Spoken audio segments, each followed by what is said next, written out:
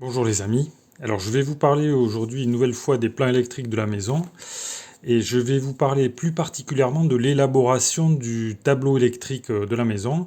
Donc je vais vous parler de tout ça, mais avant de vous expliquer où j'en suis, n'oubliez pas de vous abonner à la chaîne, comme ça vous pourrez voir un peu l'évolution de mon chantier puisque je construis une maison individuelle en autoconstruction.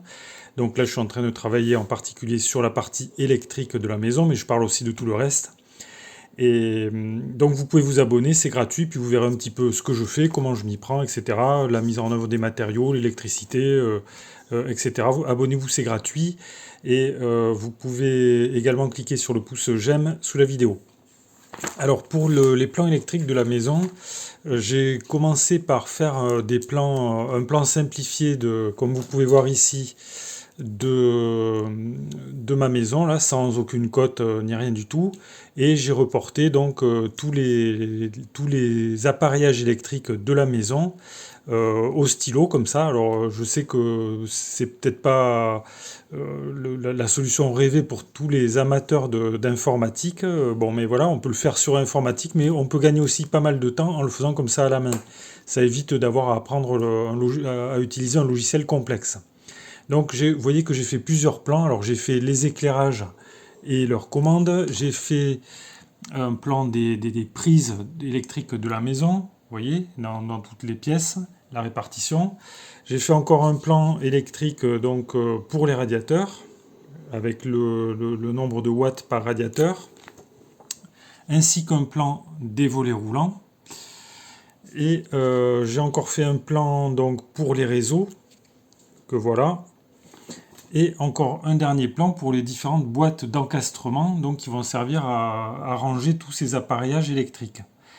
Voilà, ça c'est la première partie du travail pour faire les plans, concevoir les plans électriques de la maison. Alors ensuite, qu'est-ce que j'ai fait? J'ai fait un inventaire. Donc je vous montre un peu mon écran là. J'ai fait un inventaire de tous ces appareillages à partir de ces plans là. Vous voyez, j'ai reporté tous ces appareillages pièce par pièce, donc sur un fichier, sur un tableur, sur Google Drive pour ne pas le citer. Vous voyez, alors il y a toutes les pièces qui sont représentées. Donc on a l'entrée, entrée, couloir, salle à manger, tout y est, y compris ici dans la cuisine les circuits spécialisés, c'est-à-dire pour lesquels on va avoir un circuit de prise totalement dédié, quoi, voilà. Et donc j'ai reporté, vous voyez, à chaque fois les points lumineux. Donc les commandes, les prises, les RJ45, les prises TV, les volets roulants, les radiateurs électriques, et toutes les boîtes d'encastrement nécessaires, vous voyez, tout est répertorié. Donc là, par exemple, on a les radiateurs avec la puissance de chaque radiateur. Voilà. Alors une fois que ça a été fait, il a fallu répartir en fait tout ce qui est représenté sur les plans là, selon des circuits électriques particuliers. Donc c'est ce qui a été fait ici, donc sous mon tableau. Comme vous pouvez voir, j'ai prévu de faire différents circuits électriques. Donc alors là, il y a des circuits électriques donc par pièce. Donc un circuit d'éclairage par exemple, il y a trois circuits d'éclairage différents.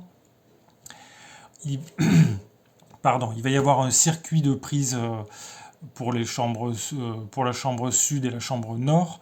En fait, au total, j'ai quatre circuits de prise différents, ici avec les ampérages et les sections de fil à utiliser. J'ai deux circuits pour les volets roulants et j'ai encore deux circuits de plus pour les radiateurs. Et vous voyez qu'ici, tout ce qui est indiqué en rouge, ici, là, ce sont des circuits spécialisés, plaques chauffantes, lave-vaisselle, etc., qui auront donc leur circuit dédié à partir du tableau électrique. Et justement, parlons maintenant du tableau électrique. Venons-en à ce tableau. Alors, pour faire le tableau, j'ai réalisé une liste des différents circuits donc, que je viens de vous montrer sur la page précédente. Donc, vous voyez qu'ici, il y a tous les circuits qui sont représentés, un par un, et sans oubli. Il faut rien oublier, évidemment, sinon ça va poser problème. J'ai deux petites incertitudes là pour ces deux circuits là, pour un thermostat centralisé, puisqu'on en parle beaucoup en ce moment, puisque le gouvernement, je crois, veut le rendre obligatoire. Et il y a également un circuit peut-être que j'installerai pour mettre un visiophone ou quelque chose comme ça, mais je ne sais pas s'il ne vaut pas mieux installer un système radio, quoi, un système qui ne soit pas filaire. J'ai pas encore décidé. Alors vous voyez que j'ai repris ici la totalité de mes circuits avec le calibrage donc de chaque circuit. Par exemple, pour ici, si on regarde pour le plan de travail de la cuisine, il y aura un disjoncteur de 20 ampères et ici une section de fil de 2,5 mm². Vous voyez, j'ai repris ces mesures pour la totalité des circuits de la maison. Alors une fois que ça a été fait, on peut envisager la conception du tableau électrique de la maison. Donc pour faire le tableau, on va reprendre la liste de tous les circuits qui sont ici. Donc vous voyez, par contre, on va rajouter euh, par exemple les télérupteurs quand on a 3 points d'allumage distincts, quand c'est le cas, voilà. Donc j'ai repris ici, vous voyez, tous mes circuits avec les calibrages en fait des disjoncteurs, les sections de fil. Et tout ça, en fait, on peut le reporter sur le tableau électrique. Alors le tableau électrique, le voici, je ne l'ai pas encore fini. Et vous voyez qu'ici, il y a les interrupteurs différentiels en tête, on va dire, de chaque rangée là. Il y a 8 rangées, mais peut-être je ferai différemment. Et on a les types d'interrupteurs différentiels. Donc type A 63 ampères ou type ici, alors ici le type AC 63 ampères, puisque alors la différence, je vais pas rentrer dans le détail là, entre type A et type AC. Je voulais juste dire qu'il faut obligatoirement un type A, si je dis pas de bêtises. Alors vous me corrigerez dans le fil de discussion. Je crois que le type A est obligatoire en particulier pour la plaque de cuisson. Voilà, donc peut-être je reviendrai sur cet aspect dans une autre vidéo. Donc vous voyez qu'en fait ici je n'ai plus qu'à répartir les différents interrupteurs là, qui sont dans ma liste ici sur mon tableau selon un certain ordre. Donc je ne vais pas vous donner le détail aujourd'hui puisque vous voyez que c'est en cours d'élaboration. J'y reviendrai peut-être, oui j'y reviendrai sûrement dans une autre vidéo. Donc je vous montrerai ça quand j'aurai un petit peu plus avancé le travail. Mais vous voyez que l'élaboration du tableau, il faut faire un travail quand même assez pointu, quoi. Il faut déjà commencer par faire ses plans, on relève tout ça, on relève le matériel, on fait la liste des circuits.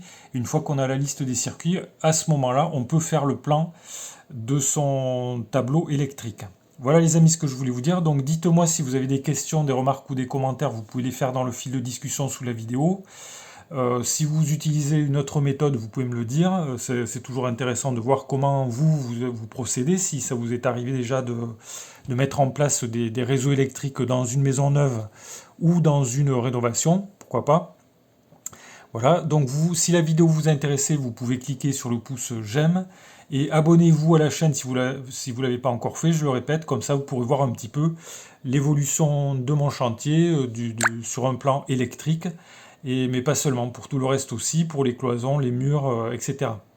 Merci les amis pour votre attention, et je vous dis à bientôt pour de nouvelles vidéos.